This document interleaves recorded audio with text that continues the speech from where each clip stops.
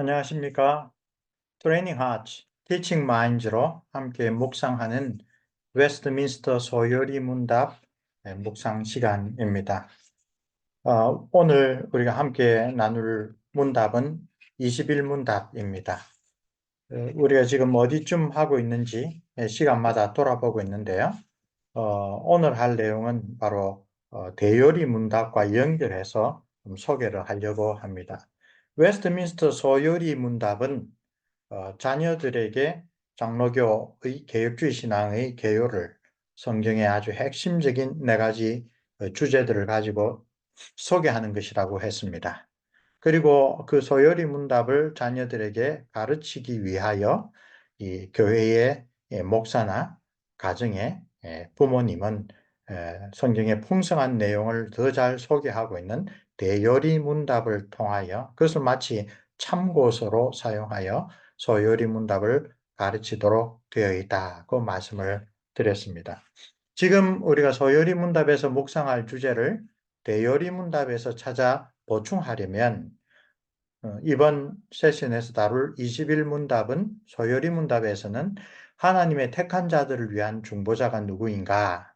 그리고 곧 이어지는 22문답은 성자 하나님이신 그리스도께서 어떻게 인간이 되셨는가? 우리를 위하여 중보자가 되기 위하여 성자 하나님께서 성육신 하셨다.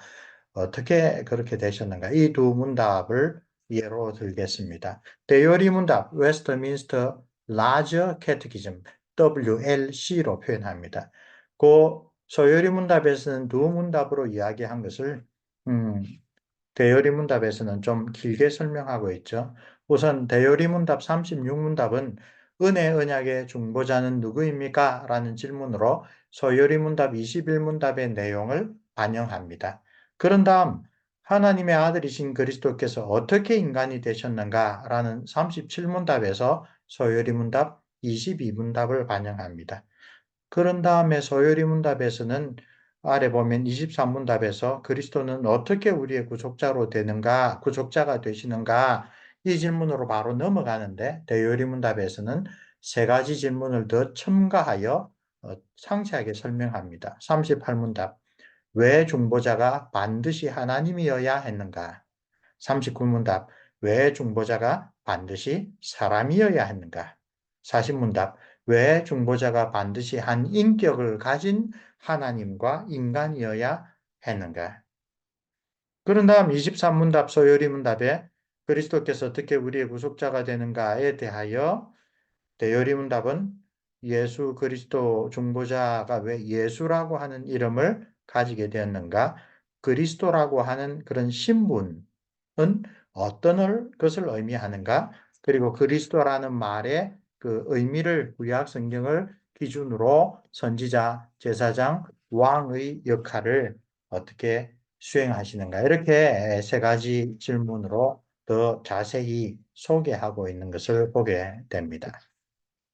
자, 오늘 묵상 21문답으로 가면 제21문답은 하나님께서 선택하신 자들을 위한 유일한 구속자를 주 예수 그리스도라는 이름과 타이틀을 잘 가르쳐서 요약적으로 설명합니다. 영원하신 성자 하나님이신 그분은 우리 유일하신 구속자는 성육신 하신 이래로 계속 한 위격의 두 본성을 가진 하나님이자 사람, God, Man, 신인으로 존재하신다.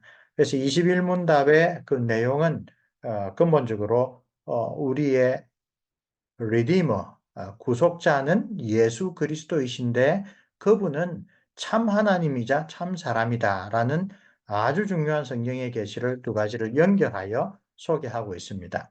파란색 글씨로 소개하는 내용이 지금 우리가 묵상하고 있는 그 흐름에서 어디로 접어드는가를 다시 소개합니다. 이 21문답에서부터 삼일체 하나님에 대한 우리의 믿음 가운데 구세주이신 성자 예수 그리스도에 관한 성경의 핵심 교훈들을 요약하여 가르칩니다.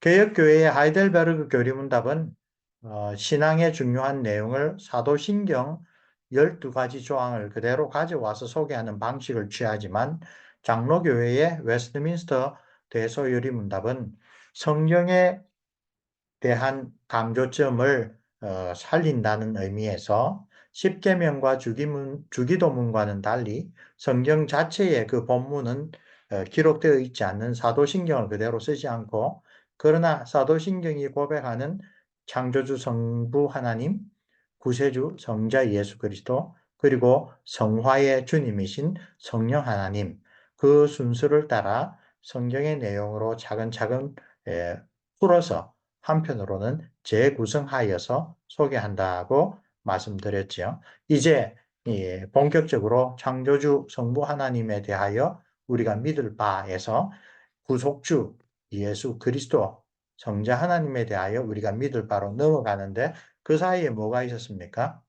왜 모든 것을 선하게 창조하셨던 하나님이 왜 사람이 되셔서 우리를 구원하기 위하여 오셔야 했는가? 그 질문에 대한 답으로 바로 인간에 관하여, 인간에 대한 하나님의 섭리에 관하여, 그 하나님의 특별한 섭리이신 그 행위의 언약, 생명의 언약을 깨뜨리고 하나님 앞에 반역한 인간의 그 불순종에 대하여, 그 결과로 말미암아 인류가 처한 죄와 비참에 대하여, 그 인간과 죄에 대한 이야기를 쭉 소개를 하고, 그런 다음 그 죄와 비참에서 우리를 건져 주실 그 하나님의 섭리의 사역, 은혜의 사역, 구원의 사역과 관련해서 우리가 지난주부터 다루기 시작하는데, 21문답, 이 문답에 와서는 바로 그분이 예수 그리스도 우리의 구세주이시다라는 그 내용을 본격적으로 다루고 있는 것입니다.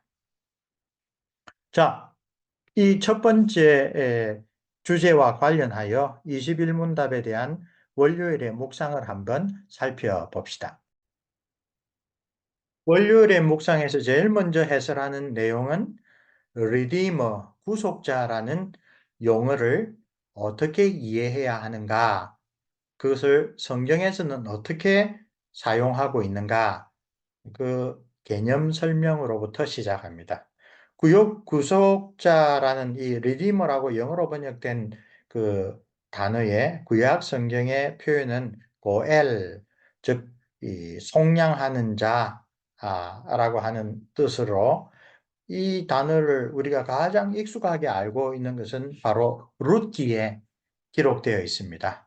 보아스가 그 룻의 시아버지이죠. 엘리멜렉이 이 모압 땅으로 이민 갈 때에 다 팔아버렸던 그 땅.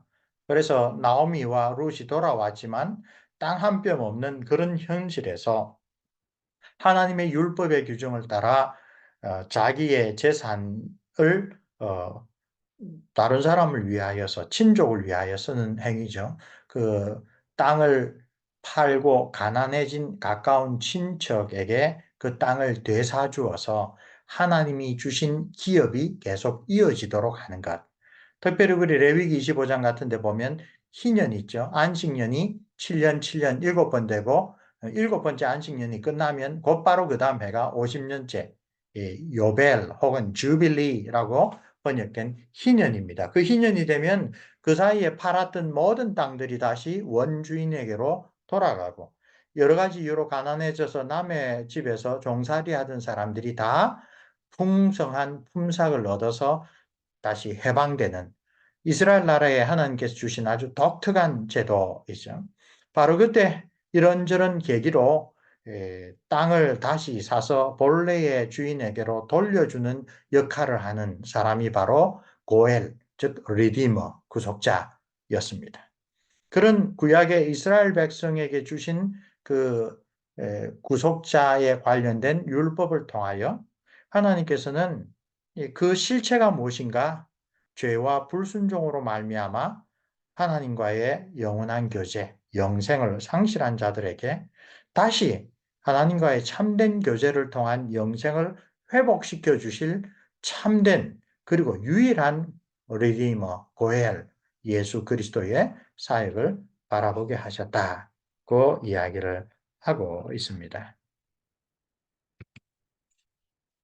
우리 첫 번째 묵상은 바로 이 리디머, 예수 그리스도께서 유일하시고 참되신 구속자다라고 할 때 그 구속자라고 하는 개념이 뭔가를 소개를 하고 지나갑니다. 이 묵상을 통하여 룻기를 자녀들에게 다시 한번 이야기를 해주는 것 아주 좋은 계기가 되겠죠. 화요일에 묵상으로 들어갑니다. 어, 화요일과 수요일을 한 슬라이드에 같이 했는데 유대교와 구별되는 기독교의 핵심적인 질문은 당신은 나사렛 예수를 누구라고 생각하는가?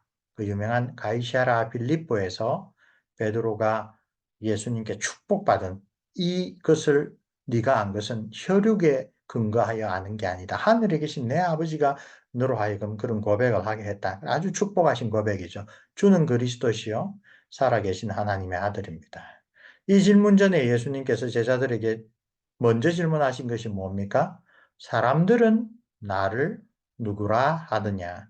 그 대답은 엘리야나 선지자 중에 하나나 혹은 죽었던 세례 요한이 살아났다거나 하는 그 이야기인데 그 모든 대답들은 예수님을 높이고 존경하는 듯 하지만 예수님이 참으로 누구신가? 우리를 죄와 사망과 사탄의 권세에서 해방시키기 위하여 사람이 되신 하나님의 아들, 주는 그리스도시요 살아계신 하나님의 아들입니다. 그 고백에는 턱없이 미치지 못하는 잘못된 대답이었죠.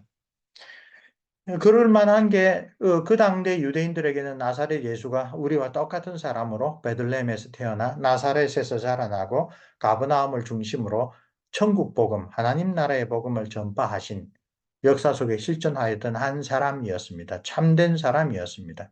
그러나 일찍부터 그분이 베들레헴에서 태어날 것을 예언한 선지자 미가는 베들레헴이라고 하는 지명을 예언하면서 그 구절 뒤에 미가서 5장 2절 뒤에 뭐라고 이야기를 합니까? 그분은 그 근원이 상구에 영원에 있는 분이다. 그냥 이스라엘의 다른 선지자들 혹은 구약의 다른 구원자들과 다른 분이다라고 이야기를 합니다.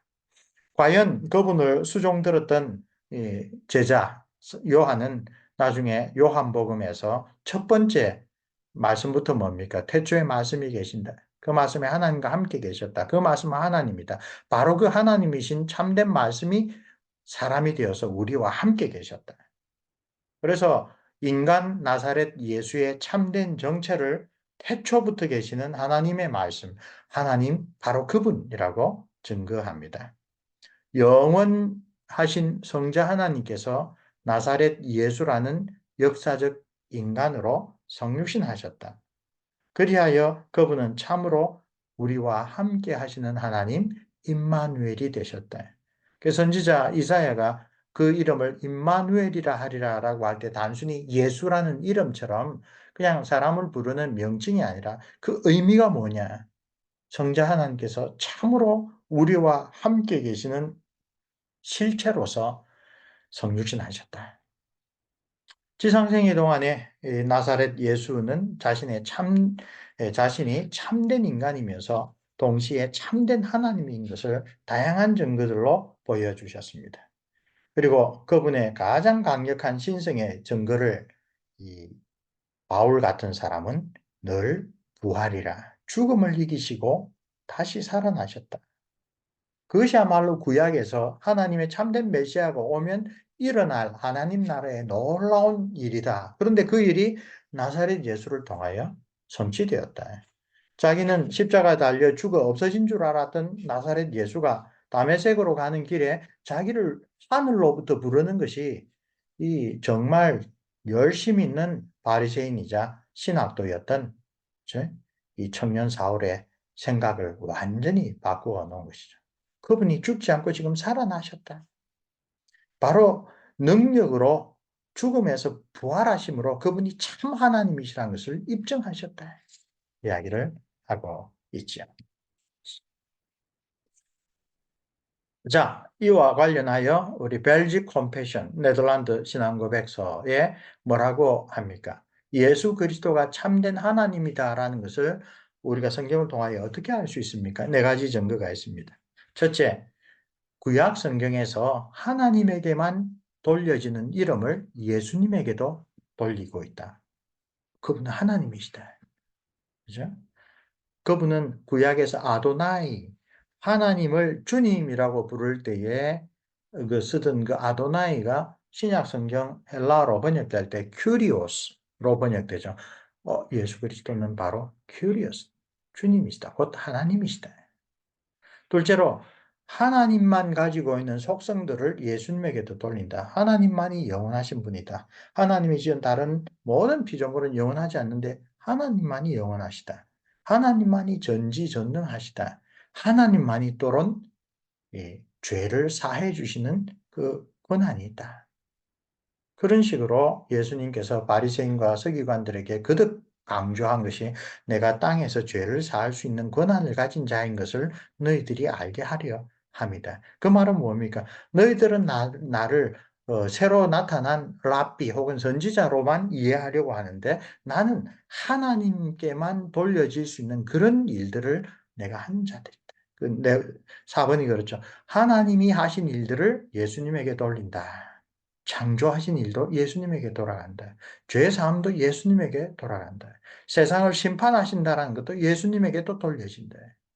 세 번째로 가면 하나님께만 받으실 영광을 예수 그리스도에게도 돌리고 있다. 네 가지입니다.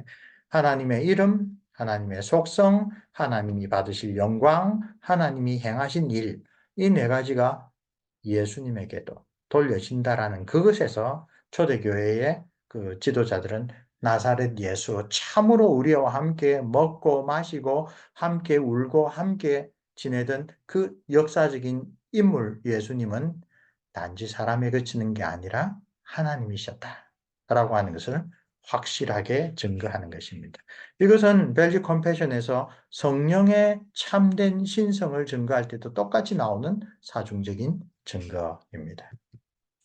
자, 그 다음에 목요일로 갑니다. 교회의 역사 초창기에는 예수 그리스도의 참된 신성을 부정하는 이단들이 많이 나타났습니다. 그게 이제 모나키아니즘, 예. 그리고 그 모나키아니즘 가운데 대표적으로 나타난 아리우스 이단. 그치? 어떻게든 예수님은 성부 하나님보다는 열등하다. 본래 사람이었는데 하나님의 성령이 하나님의 로고스가 충만하여 하나님처럼 되었다. 뭐 입양설이라고 그러죠. 아니면 하나님은 한 분인데 시대에 따라 아버지로 아들로 성령으로 모습만 달리 나타났다. 양태론, 모달리즘이라고 그러죠. 그런 예수 그리스도께서 참된 하나님이시다라는 것을 부인하는 그런 주장들이 교회 초창기에 많이 나타났습니다. 성경에 계시는 나사렛 예수의 참된 인성을 분명하게 증거합니다. 두 번째로, 그런데 신성을 부정하는 것뿐만 아니라 예수님이 참 사람이라는 것을 부정하는 잘못된 주장도 그 다음에 나타났습니다. 예수님이 이제 너무나 존귀한 분이니까 신성과 인성을 가지신 그 예수 그리스도 우리의 유일한 구세주라는 것에서 점점 인간적인 면모보다는 이건 신이다라는 점을 강조하다가 보니까 반성론 같은 예수님은 신성 안에 인성을 흡수하였다. 뭐 이런 식으로 기독론에 대한 이단이 나타났죠. 이런 이단 역시 유일하신 구속자이신 예수 그리스도의 참된 정체를 왜곡하는 이 초창기 기독교 역사 초창기에 나타난 아주 위험한 이단이었습니다. 그러나 성경에 계시는 나사렛 예수의 참된 인성을 분명하게 증거합니다. 예수님이 이 성령으로 잉태되었다. 마리아의 태중에 있다가 출생하셨다. 성장과 사역, 나사렛에서 자라나시고 갈릴리 가버나움을 중심으로 하나님 말씀을 전하셨다. 이런 아주 인간의 인간으로서의 삶에 대한 복음서의 기록들이 나사렛 예수께서는 본래 성자 하나님이시만 우리와 똑같은 인간의 조건들을 가지고 이 땅에 사셨으며 그런 인간의 모든 순환들, 어려움들을 체험하셨다. 그래서 이 목요일 묵상의 내용을 가만히 보면 바로 그런 예수 그리스도의 인간적인 면모를 보여주는 성경의 기록들을 우리 아이들에게 예수님은 우리와 똑같은 사람으로 계셨다는 것을 알 수 있도록 잘 소개하고 있습니다. 우리 자녀들을 가르칠 때요, 목요일에 본문을 들어서 예수님은 똑같이 우리와 같은 사람으로 계셨고 지금도 하늘에서 그런 우리와 똑같은 인성을 가지고 계신다. 그래서 강조하는 것이 유익합니다. 바로 그 사실에 근거하여 히브리서의 사도는 우리의 중보자이신 위대한 대제사장 예수 그리스도께서 우리와 똑같은 유혹을 겪으셨다라고 이야기를 합니다. 그분은 그래서 우리를 온전하게 이해하실 수 있는 분이다라고 상당히 우리를 위로하고 격려하는 메시지를 전해주십니다. 그러나 그분은 우리와는 달리 그런 모든 환경에도 불구하고 결코 하나님의 뜻을 어기지 않는, 결코 죄를 범하지 않는 분이기 때문에 온전하게 우리를 대변해 주실 수 있다. 히브리서가 그 이야기를 하죠. 구약의 대제사장이 1년에 단 한 차례 대속죄일에 온 이스라엘 백성의 죄를 대속하려고 그 희생제물의 피를 들고 지성소에 들어가는데 그 전에 먼저 자기도 역시 하나님 앞에 죄인이니까 자기 죄를 용서해 달라는 제사를 먼저 드리고 들어갔다. 그러나 우리 주 예수 그리스도께서는 영원한 대제사장으로 아무런 죄 없는 자신을 하나님 앞에 온전히 희생제사로 드려서 once for all, 단번에 우리 모두의 죄를 대속하셨고 그 십자가 공로로 지금도 하나님 우편에서 우리를 위하여 대언하신다, 중보하신다. 그 이야기를 히브리서가 아주 잘 우리에게 깨우쳐 줍니다. 우리의 유일하신 구속자는 또한 우리의 유일하신 중보자이시다. 지금 하나님 우편에서 우리를 위하여 끊임없이 중보하고 계신다. 자, 여기서 그리고 이제 다음 남은 사역에서 우리가 점점 깨달아야 될 게 예수님이 누구신가 라고 하는 것과 예수님이 하신 일, 그것은 의미상 불가분리한 관계에 있습니다. 어, 성부 하나님에 대해서 우리가 교리문답을 통하여 배울 때도 그분은 누구신가를 먼저 이야기를 하고 그분은 무엇을 하셨는가 이렇게 구분하여 이야기를 하죠. 배우는데 아주 유익합니다. 근데 그 두 가지가 아주 결합이 되어 있다는 것을 특별히 예수님에 관한 이 가르침에서도 잘 나타납니다. 예수님은 누구신가? 그분이 하신 일이 무엇인가? 만약에 예수님이 사람이 되신 참 하나님으로 참 하나님이자 동시에 사람으로 영원히 계신다라는 것을 초기 기독교의 이단들처럼 믿지 아니하면, 즉 하나님 앞에 아주 뛰어난 그런 사람이지만 하나님은 아니라 피조물이다라고 하면 예수님의 죽음이 다른 사람들의 죄를 대속할 힘은 없습니다. 아무리 뛰어나지만 그가 하나님이 아니라고 하면 모든 인류의 범죄에 대한 하나님의 진노와 저주를 자기 혼자 감당할 능력도 있을 수가 없습니다. 예수님이 온전히 순종하셨다고 해서 그 순종이 다른 사람의 순종으로 넘어갈 수도, 전가될 수도 없는 겁니다. 예수님이 하신 모든 일이 다른 어떤 사람과 비교할 수 없는 독특하고 고유한 의미를 가지고 있는 것은 그분은 참 하나님이자 참 사람으로서 이 일을 하셨기 때문입니다. 선지자로서, 제사장으로서, 왕으로서 우리를 구속하기 위하여 기름 부음 받은 자, 즉 그리스도의 역할을 했을 때 그것은 구약의 어떤 사람들도 그 예수님이 하신 일을 대체할 수가 없습니다. 그들은 부분적으로 모형적으로 했을 뿐이지 예수님처럼 완벽하게 하나님의 뜻에 다 들어맞는 방식으로 할 수가 없습니다. 왜? 구약의 모든 선지자들, 제사장들은, 왕들은 다 그들 역시 연약한 죄인이었기 때문입니다. 예수님은 그런 분이 아닙니다. 사람이 되신 성자 하나님으로서 완전하게 하나님 앞에 죄 없는 삶을 사시고, 그리하여 하나님의 뜻을 에덴 동산부터 시작되었던 그 생명의 언약, 하나님의 모든 뜻을 완전히 순종하는 그런 조건을 완전히 이룰 수 있는 유일한 분이었기 때문입니다. 예수님이 누구신가라고 하는 성경의 가르침과 그분이 하신 일이 왜 우리를 위한 구속의 일이 됐는가? 이것은 뗄래야 뗄 수 없는 그런 관계다라는 것을 우리가 이해하고 지나갈 필요가 있습니다. 자, 금요일입니다. 성육신 하신 성자 하나님은 우리의 구속을 위하여 잠시 사람이 되셨다가 그 구속의 일을 완전히 이루신 다음에는 다시 원상복귀한 것이 아닙니다. 성육신의 신비 가운데 하나는 사람이 되신 성자 하나님께서 지금도 여전히 그리고 앞으로도 계속하여 참 하나님이자 참 사람으로 존재하신다는 것입니다. 이게 왜 중요합니까?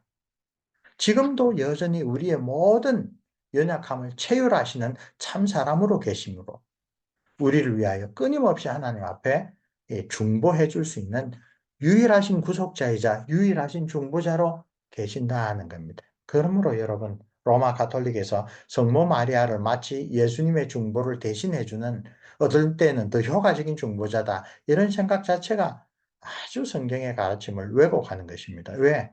하나님이자 동시에 사람이신 분으로 계속 지금 하나님과 사람 사이에 서서 중보하실 수 있는 분은 바로 예수 그리스도밖에 없기 때문입니다. 신성과 인성이라는 구별되는 두 본성을 가진 한 분 예수 그리스도, 우리의 유일하신 구속자의 이런 놀라운 정체는, 아이덴티티는 성경의 다양한 계시를 통하여 분명하게 증거됩니다. 지상에 계실 때 나사렛 예수는 참된 인성의 증거를 보여줬을 뿐만 아니라 참 하나님이시라는, 즉 신성의 분명한 증거도 드러내셨습니다.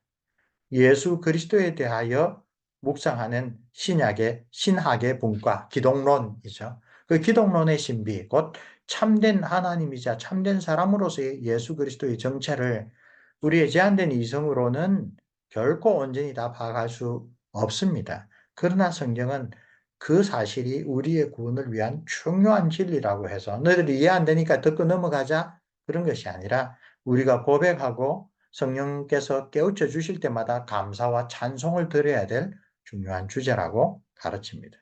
만일 나사렛 예수께서 참되고 위대한 인간이지만 그러나 하나님이신 것은 아니라면 그분의 모든 구속의 행위들이 다른 사람들의 죄를 대속하는 능력을 가질 수는 없을 것입니다. 그분의 참된 신성을 인정하지만 그러나 그분의 인성을 인정하지 않는다면 그분이 우리를 대신해 줄 수 없죠. 하나님은 인간 사이의 솔로데리티, 연대성을 이야기를 하신다고 그랬죠. 히브리서가 다시 한번 가르칩니다. 사람의 죄를 짐승이나 다른 피조물이 대신해 줄 수가 없습니다. 사람의 죄를 사람이 대신합니다. 그래서 성자 하나님께서 친히 우리와 같은 사람이 되셨고 지금도 그런 사람으로 계시는 것입니다. 자, 토요일입니다. 유일하신 구속자이신 예수 그리스도께서 참 사람이자 동시에 참 하나님이셔야 하는 까닭, 우리 이 공부의 첫 번째 슬라이드에서 대요리 문답을 소개했었죠. 38문답. 왜 중보자는 반드시 하나님이어야 하는가? 세 가지 정도로 요약합니다. 하나님의 무한한 분노와 사망의 능력 아래로 침몰하지 않도록 인간성을 보존하고 유지할 수 있도록. 이 말은 예수님이 참 하나님이 아니라 사람이었다면 하나님의 무한한 분노와 사망을 견딜 수가 없다. 그런데 나사렛 예수로서 인성으로는 견딜 수가 없는데 동시에 하나님이시기 때문에 그것을 견딜 수 있도록 신성이 지탱해 주셨다. 두 번째로 그의 고난과 순종과 중재의 가치와 효력을 부여할 수 있도록. 인간이라면 그가 당한 일은 그에게 효과가 있는 겁니다. 2000년 후에 태어난 우리의 순종, 우리의 순환, 우리의 죄책, 그것을 대신해 줄 수 있는 것이 아니죠. 하나님의 공의를 만족시키고 그분의 호의를 획득하고 자기 사람들을 속량하며 그들에게 그의 성령을 주고 그들의 모든 적을 정복하며 그들을 영원한 구원으로 이끌어올 수 있기 위하여, 이것은 단순히 한 인간으로서 하는 일로는 불가능한 일입니다. 도달할 수 없는 일입니다. 그분이 동시에 참 하나님이기 때문에 자신의 십자가 죽음으로 이런 일들을 할 수 있게 되었다. 그래서 십자가에 달리신 분은 참 사람이면서 참 하나님이셔야 한다. 두 번째로 왜 반드시 사람이어야 했는가? 우리의 본성을 향상시키고 율법에 의해 순종을 이행하고 우리의 본성 안에서 우리를 위한 고통과 중재를 가능하게 하며 우리의 연약상에 연대감을 가질 수 있도록. 끝에 있는 연대감, 사람의 모든 불순종에 대한 죄책을 사람이 갚아야 한다. 한 사람의 모든 순종은 다른 사람에게 전가되려면 그들 사이에 연대성이 있어야 된다. 우리가 양자를 받을 수 있도록 하나님이 우리를 자녀로 받으실 수 있도록, 그리하여 은혜의 보좌로 담대히 나아갈 수 있도록 지금도 우리와 같은 참 사람으로서 하나님 앞에 중보하고 계신다. 자, 그래서 여기 대요리 문답에 대한 내용을 소개함으로써 토요일에 묵상을 마치는데, 이 우리 평소에 교회에서 말씀을 깊이 공부하지 않으면 언급하지 않는 일들입니다. 왜? 참 하나님이셔야 했는가? 예수님은. 동시에 왜 예수님은 참 사람이어야 했는가? 그게 우리의 구원과 어떤 관련이 있는가? 그리고 그것이 가져다 준, 깨우쳐 준 것을 가지고 우리는 예수님을 어떻게 찬양하고, 감사하고, 존경하고, 사랑해야 하는가? 예, 그런 것들을 우리와 우리 자녀들이 함께 나누는 것이 이 묵상에 대한 온당한 올바른 반응일 것입니다. 수고들 하셨습니다. 이제 21문답에 대한 내용은 본문을 잘 읽어보시면서 사이드로 설명한 내용들도 참고하시고 다음번에는 22문답으로 넘어가겠습니다.